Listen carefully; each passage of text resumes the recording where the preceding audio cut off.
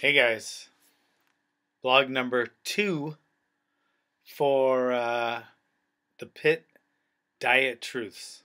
Okay, I chose to do this one on video as opposed to writing because it was getting way too wordy, and I'd rather be too wordy with my video than my text. Don't ask me why. But anyway, okay, so we've heard about the smoke and mirrors. We've heard about the lies, contradictions, confusing double talk, rhetoric, medical facts, kind of weird medical facts, but they're contradicting each other and they're completely opposing each other's view, knocking each other's view down.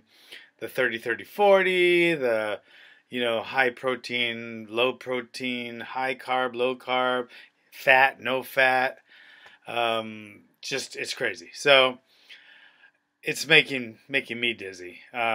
It's fucking food. It's eating food to get the energy to go to work, support your family. We started this whole thing 10 million years ago to put food in our bellies so you could go out and hunt, fish, make a family, gather.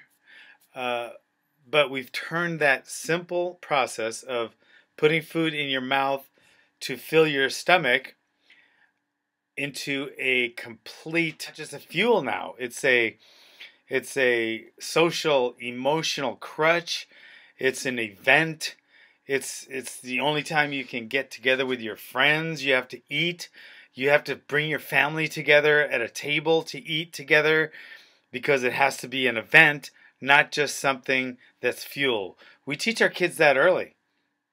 It's not just fuel for your body, it's an event. You guys have to all sit at the table together and eat together as a family and make it an event. You don't just sit there and breathe together or sit at the table and pee together. It's a necessary human function. Okay? And it should be, just like breathing, it should be regulated by your body, homeostasis, which is the regulatory system in your body which tells you I'm full, stop eating, or I have enough air, so stop breathing, or I need some air, breathe some more, or I need some more food, I'm hungry. But we fucked that up so bad over the past, 2,000 years maybe, out of 10 million, that it's become a sickness for us. It's not even fuel anymore. It's some weird, controlling, guilt-ridden event. I mean, I'm sure it's happened to you, it's happened to me, where someone makes you feel guilty for not eating their food, or it's bizarre. So, let's break it down real simply. First of all, food is fuel for your body. Whether you're a professional fighter or a cop or a housewife or a teacher, food enables you to do that. It's your fuel. It fuels your brain, it fuels your muscles, it fuels everything. And if we thought of it that way, it would make it a lot easier to regulate your intake. It's a really simple process, but like I said, it's been messed up so much in our head. I mean, geez, we got to go to the doctor just because we have eating problems. We have eating problems. We don't have breathing problems. We have eating problems because it's become such a crazy. I don't know how that happened or when that happened, but it did. So let's fix it. Okay. So, number one. Your food is your fuel. Think of it that way. Okay? The more you output, the more you need input. Okay? The more you work out, the more you need to eat. Okay? People that give me the stupidest ass ideas, why they're getting fat, I'm hurt my knee. Then don't eat as much. If you work out a lot, you're going to need to eat more. If you work out less, then you eat less. Okay. So let's talk about food as a fuel. Number one, I'm not telling you not to party. Go out to your friend's house, have a barbecue, have some pie, have some cake. You should do that. That's part of life. That's enjoy your life. You go to a barbecue, eat a barbecue. You want to go to McDonald's, have a freaking cheeseburger, double a Big Mac or whatever. Go to In-N-Out Burger, have one of them. That's not bad. You need to do that, okay, once in a while. But then there's those people that make that their life, and then they eat healthy once in a while. They're the ones that are going to get sick, diabetes, hypertension, cardiac problems, high cholesterol. That's what's going to happen when you make that the norm as opposed to the exception. I think you should party, have some Haagen-Dazs. I love Haagen-Dazs. You should have cake. You should have pies. You should go out and splurge once in a while. But that's the exception. The rule should be food is my fuel. Okay? Think that way and you're going to be a lot more healthy. Okay? So what is food? Okay? First of all, let's say what non-food is. Non-food is soda, candy, ice cream, pudding, deep fried food, fast food such as McDonald's and In-N-Out burgers, etc. That's just non-food. That is junk food, non-food, whatever. And I still think you should have that once in a while, but make that the exception.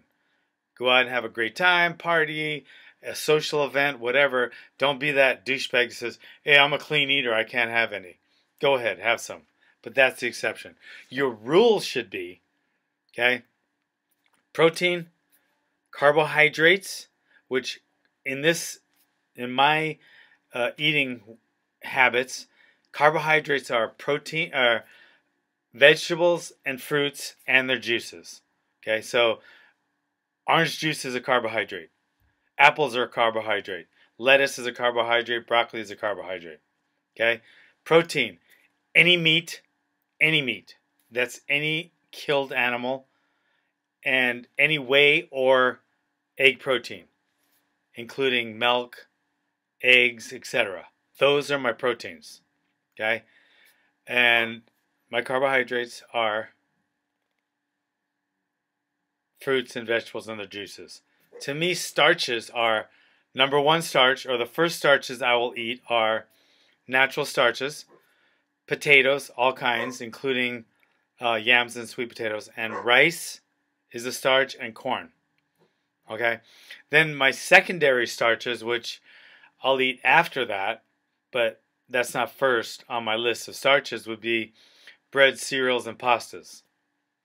Any of the above. Okay? As long as they're healthy. And when I say cereal, I'm not talking about Cap'n Crunch. I'm talking about oatmeal or, some of the healthy cereals out there, or pasta or breads. Okay? So those are my starches. And starches are starches, carbs are carbs. Even though starches are really carbs, I'm separating them for the purposes of this eating way. Okay? So, or way of eating. Okay, so let's start. Okay? Say I'm obese. Grossly obese. Okay? Very simple. Eat all the protein you want, carbs you want, and fat you want. Okay? And when I say fat, I mean avocados, olive oil. There's going to be some animal fat, of course, especially in your meat. But it's mainly, when you're eating it, I left out nuts, seeds, olive oil, and avocados. Okay, so that's my fat. So you got protein, you got carbs, you got fat. Say you're obese. Eat all you want of those three groups. Okay? No starches at all. And if you're grossly obese or morbidly obese, stay away from the non-foods at all. Okay? You don't get that yet. Okay? Now, say you're a little overweight, chunky, chubby. Okay? Or if you're a fighter and you gotta cut your weight, okay, but you're not obese, okay?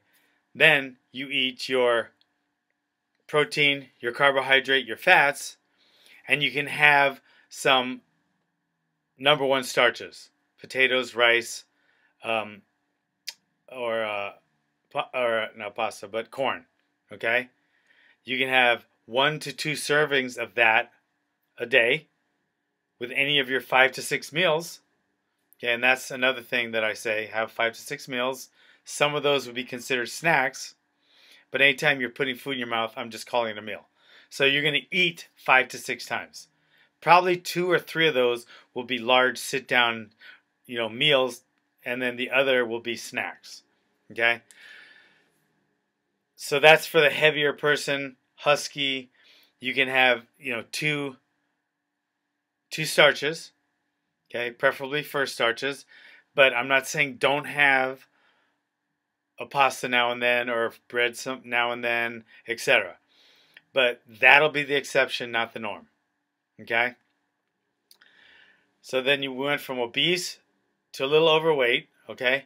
Now say you're right on weight, okay? And not just on weight, but you feel good, you feel strong, you feel vibrant, you feel energetic, you look good in the mirror, and for you fighters, you're on your projected weight, okay? You can have 3 starches a day, and they can be first starches or second starches, along with your other meals consisting of protein, carbohydrates, and fats. Okay? That's, okay, you have from 2 to 3. All right? Now, that's to maintain. All right? I'm not a firm believer in zone, and I don't believe in their percentages theory of super hormone releasing with the 30-30-40. I don't believe that at all. And I think you should have protein, carbs, and fats with most of your meals. But sometimes I'll just sit down and have a trail mix, which is nuts and raisins, so it's fat and carb. I'm good with that. Sometimes I'm just going to have some, egg whites and toast. So there's a starch and a protein, no fat at all. And sometimes I'll have an avocado and some cracker, and there's no protein with it. So to me, don't get anal, don't get stupid. Just eat, just like they did 10 million years ago. Just eat. Okay. Try to include some protein, carbs, and fats throughout your day, but just eat and don't get anal, or it'll never work. Okay. Have some non-food once in a while. Make that the exception, not the rule. Okay? Drink plenty of water, but don't get crazy and try to measure it. Just make sure you feel good and hydrated. Okay? That's pretty simple, and that's my diet. If you got any questions on that diet, leave a comment, please.